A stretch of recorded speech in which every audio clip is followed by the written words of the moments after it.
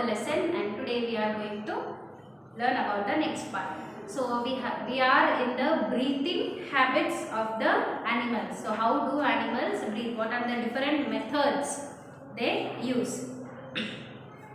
So we have discussed about the birds, reptiles and few other animals like lion, tiger, which come under mammal.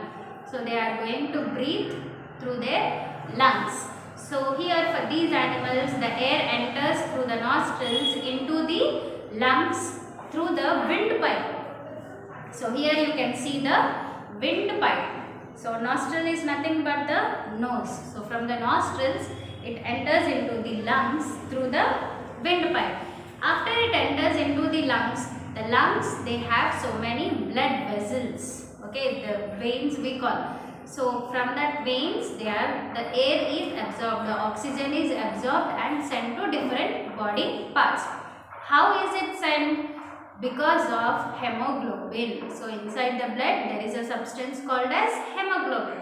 So this hemoglobin is going to help the oxygen to send to different body parts. So afterwards again the oxygen is absorbed and carbon dioxide is given out.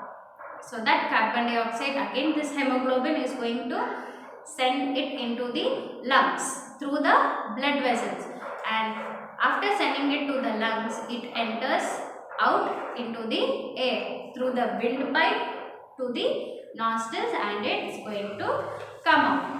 So whenever we are breathing the air inside, the lungs are going to expand and the chest part also is going to expand. It becomes little big, around 1 inch or 1.5 inch it will become big, and when you breathe out the carbon dioxide again it's going to contract, it's going to become contract. Yes, about this we have learned. Then moving on to the next one, that is page 296, the last line. So insects have small holes called as spiracles.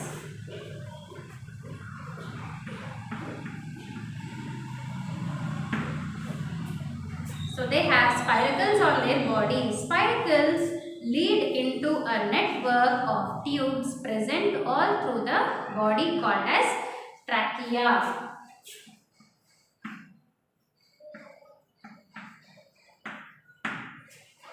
So if you see this grasshopper here, so here you can see the spiracles, the small holes, like 2 holes are there, right?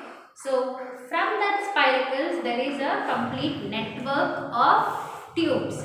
Like how we have skeleton in our body, the complete system of the bones we call it as skeleton. So here there are spiracles and tubes are connected throughout the body from front till back, and that completely the network is called as trachea, and the 2 holes which are present in the front are called as spiracles.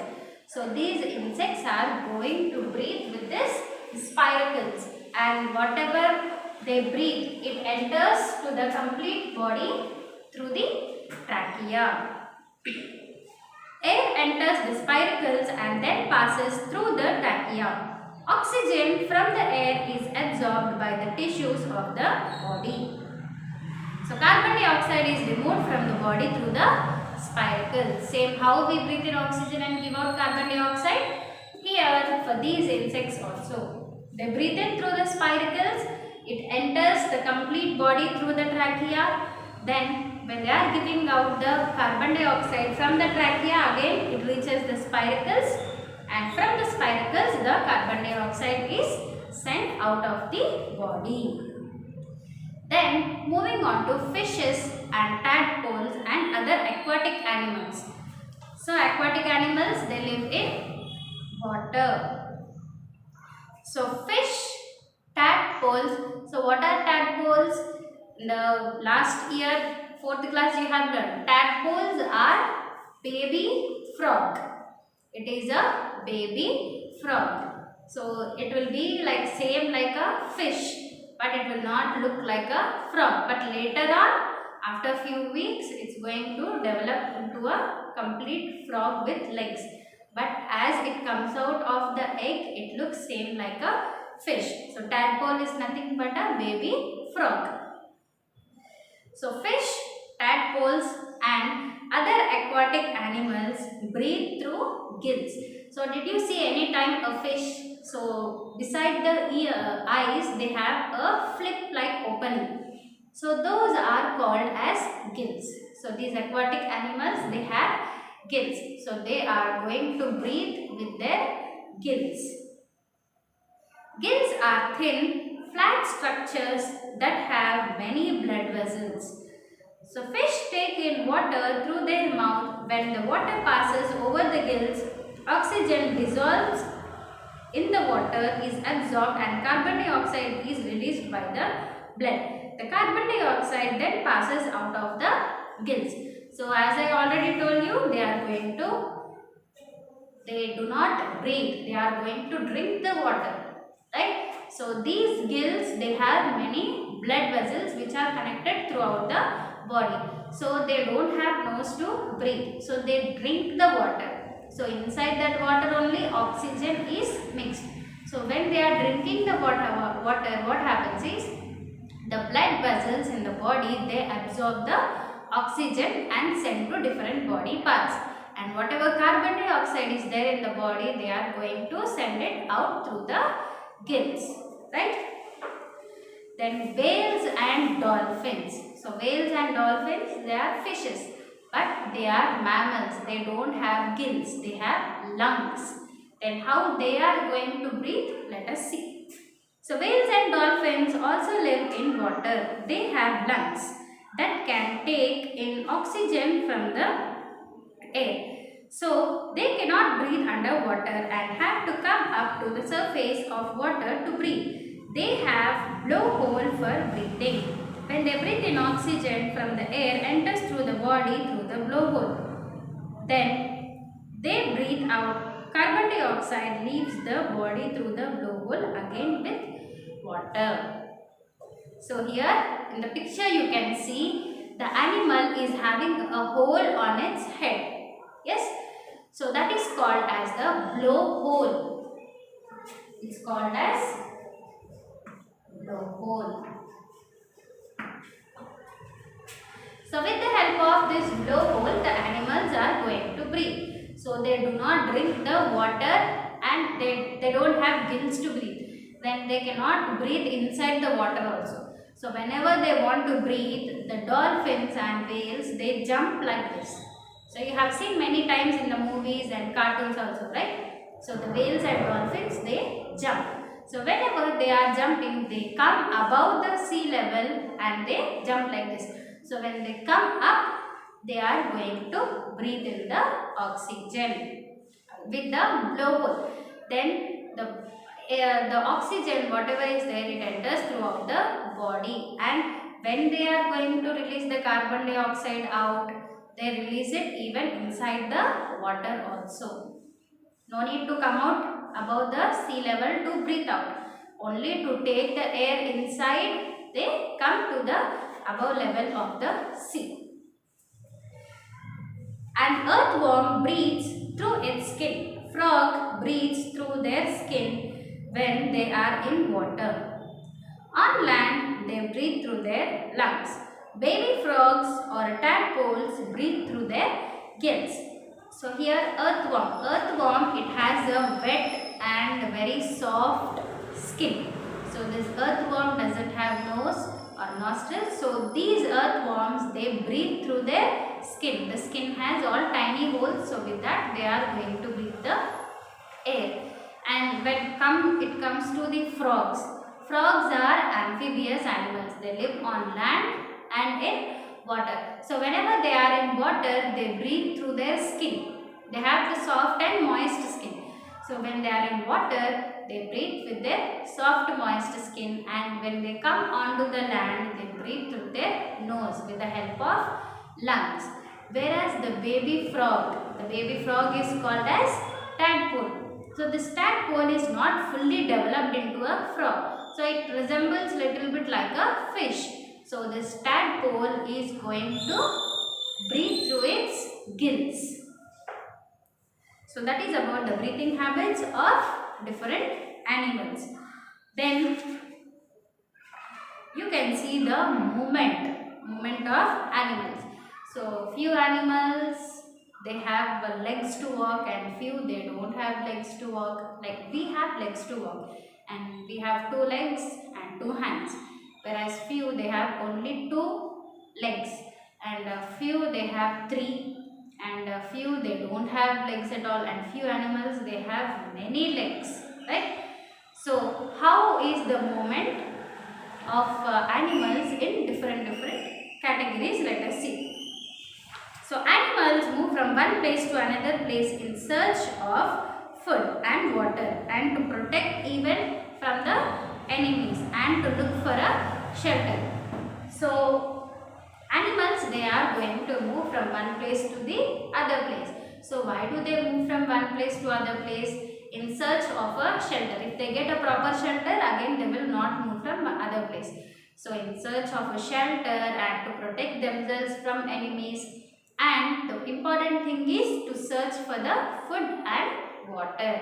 So for these things, animals are going to move from one place to the other place. So how do they move? So terrestrial animals, that is the animals which live on land. So terrestrial animals, some animals living on land have 4 limbs. Limbs are nothing but the hands and legs. Limbs are nothing but hands and legs. Even we have 4 limbs, right? So the front limbs are called as forelimbs.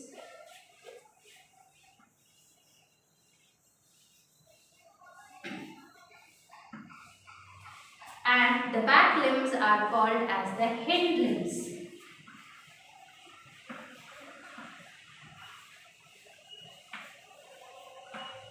If you see a lion, tiger, or elephant, or cheetah, they have 4 legs, right? So the front 2 are called as forelimbs, and the back side 2 are called as hind limbs. For even cat and squirrel also, they have forelimbs and hind limbs. Even we also have forelimbs and hind limbs. So what are the forelimbs for us? The forelimbs for us are the hands, and the hind limbs are the legs, right? So the terrestrial animals, they have 4 limbs. So in that, the first 2 are called as forelimbs, and the next backside 2 are called as the hind limbs. For human beings, the 4 limbs are hands and the hind limbs are legs.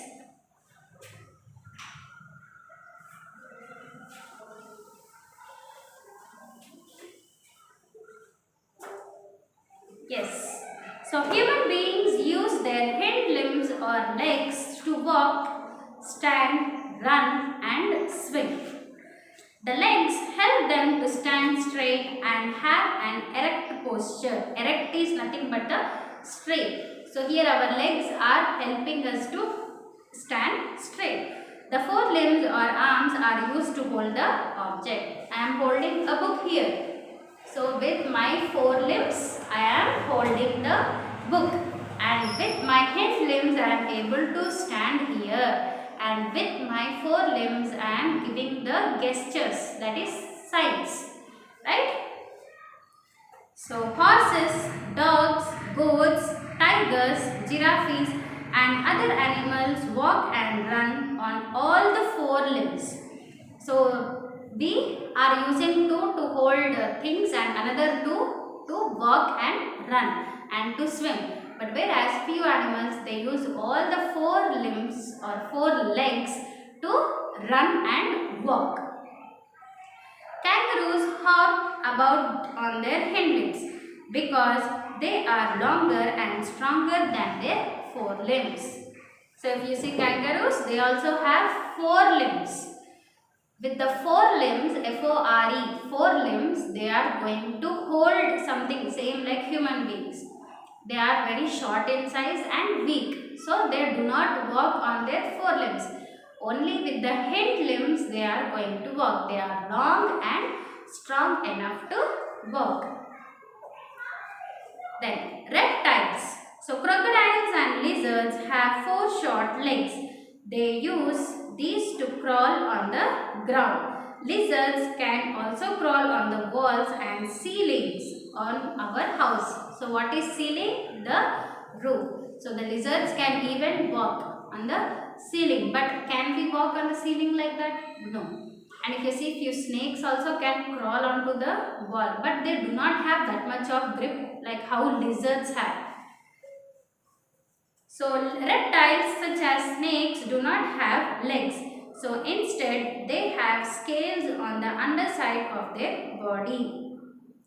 So their muscles are very strong and have a flexible backbone. All these features help them to grip on the ground and move easily. So the lizards, they are very capable of moving on the walls. They have the very strong grip on their limbs. So with the help of that limbs, they can easily crawl on the wall. And if you look at the snake, so this is the lower side. The upper side is very shining and it has a strong backbone. The upper side will have the backbone, and towards the lower side you can see the scales. Scales are nothing but the lines. So for a crocodile also you can see the scales. So here for a snake and for a crocodile you can see the scales. So with the help of that scales they are going to move on the ground. Then insects. How insects are going to move? So insects have 6 legs that help them to move. Ants and cockroaches crawl on their legs.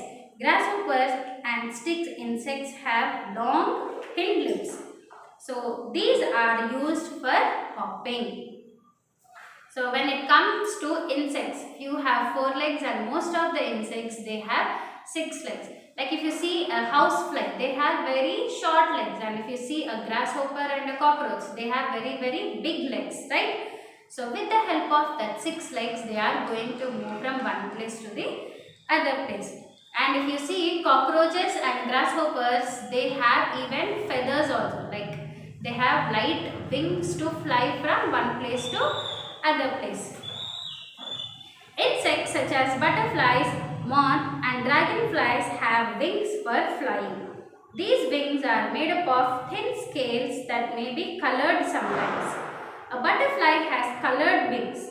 As insects do not have bones or strong muscles like birds, their wings move with the help of their chest muscles, and some insects such as bedbugs, termites and lice cannot fly.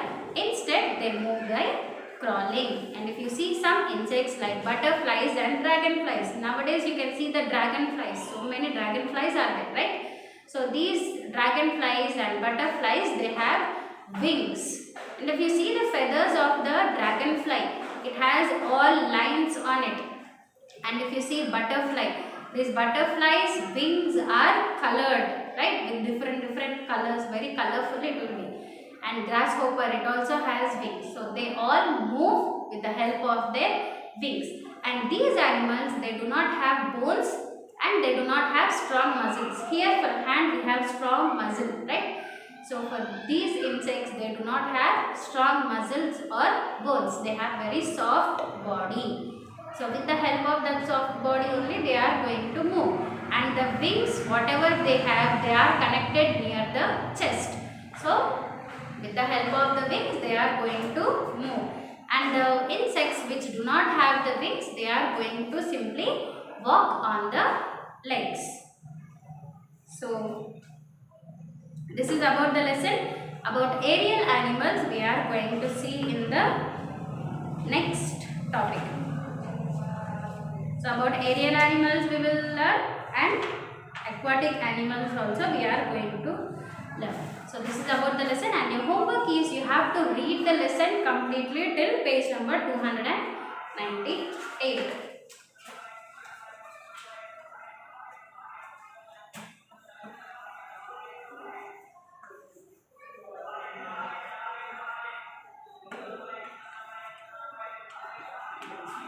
So you should read the lesson from page number 292 till 298. So that will be your homework. We will meet in the next class. Read the lesson, and if you have any doubts, you can see the video once again. In the next class, we are going to learn about aerial animals and aquatic animals, and even about the migration. And later, we are going to do the objective of the lesson. So this is about the lesson.